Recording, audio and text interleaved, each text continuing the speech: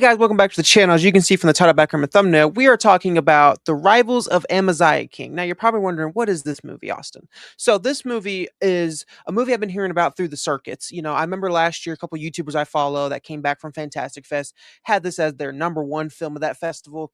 There were other people who saw it at South by Southwest last year as well, who also came out saying this is just a great movie. It's a number one thing.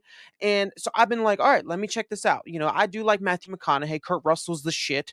So I'm like, I'm actually excited to see this film. And so it came out this weekend as well, along with another great movie, Nimrods, which you should definitely go see as well.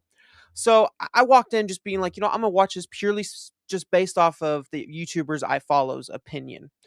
And I gotta say, I'm gonna be honest, this is a hard film to really like talk about because of the fact that it's so different and it's so weird, but in like a good way weird, that it's hard to fit it in its own category. It's hard to fit it in its own box to a certain degree. And so I'm just gonna kind of like try my best here because like I'll at least say I really loved this movie. I really, really, really, really loved this movie. I love movies like this. So the like to give you kind of an idea of what this film kind of is. The first half is just kind of like a hangout film with Matthew McConaughey. He plays Amaziah King and he plays him great. Um, I would say, and I haven't seen everything Matthew McConaughey, but I would say this is one of his best performances he's ever had.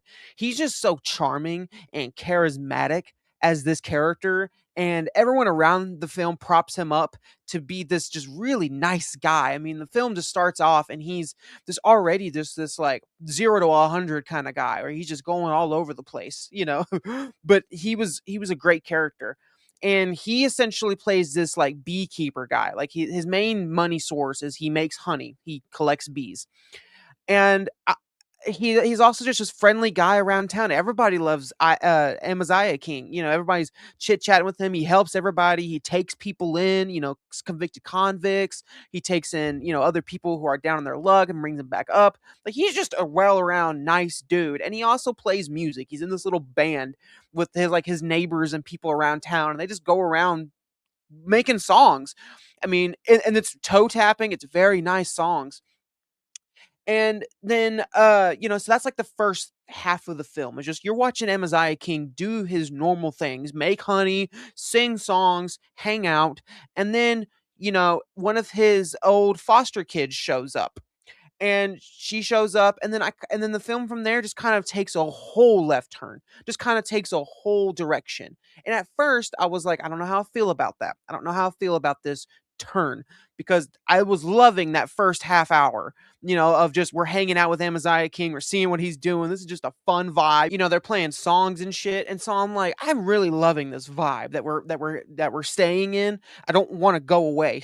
So when it made that turn into the rest of the movie, I didn't know how I felt at first. And so it took me like a little bit to get into that second half of the film, which the second half of the film is like this redneck heist film about getting the bees back because his bees get stolen. And so it's like it's just whole different heist film at that point. So it's like you have a whole half hour of hanging out with Amaziah King, the other half is getting his bees back, and a heist film of getting, and it's just like that is such a weird film. But I loved it. I loved how weird it was. This is one of those films. It's just such a warm film. You know what I mean? Like it's movies like Peanut Butter Falcon. It's movies like Rudderless. It's movies like The Way Back. They're just these comfort films. You know what I mean? You put them on and you just feel better about life. You feel better about yourself. And it's just such a warm comfort movie. And a lot of that also has to do with just these characters, all of these characters, from Amaziah King to his to Kurt Russell to his foster daughter. All the side characters were great. Even Kurt Russell, he's the villain of this film. That's not a spoiler, but he is the villain of this film. Even I found some solitude in him. Even I found some like, oh man, like that sucks. You know what I mean? Because it's like he's one of those people. He's not just a terrible guy, but he's also not the nicest guy. He's such a sleazy motherfucker. He's one of those people that like, we all have those in our towns or in our little areas of like church groups or school or wherever. We have that one dude who's just, something's up with that guy. He's up to no good, but everybody likes him and he's the friendly motherfucker. But you know something's up with him. And that's kind of how Kurt Russell's character is. He's just such a sleazeball, I got money to throw in your face, I own everything kind of guy.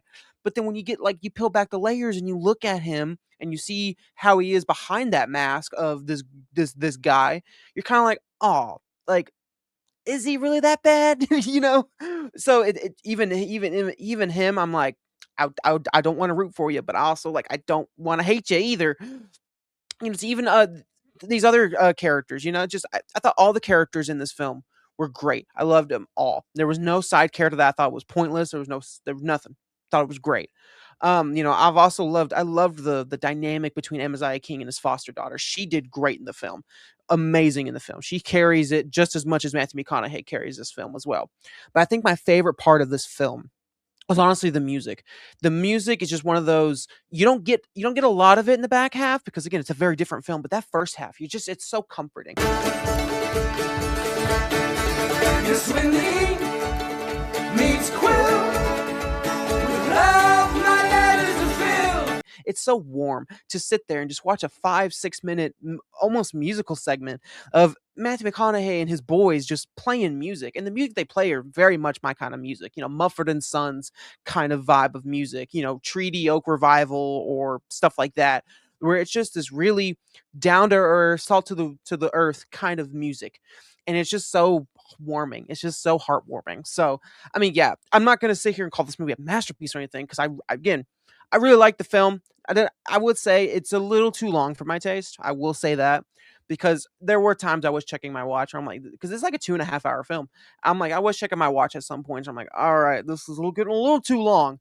But honestly, it was really, really good. Really, really good. I mean, I still need to go see the end of Oak Street. I still need to get around to that. But so far, there's two movies out this weekend that you need to put on your radar. This film and Nimrods. Both great films. Both have different vibes, but both have a very good story attached to it. And this film has a really good story. So yeah, guys, go check out The Rivals of Amaziah King. It is really, really good. It's such a heartwarming film. It's such a, down to your roots kind of film where you feel good. You feel good after watching a film like this. So yeah, guys, Rivals of Amaziah King, go check it out. If you have seen it, let me know what you think in the comments down below. Did you love this as much as I did? Or were you kind of different? Did you feel differently about it? Did you think the film was a little lull? Let me know what you think down below, and I'll see you guys in the next one. Bye-bye.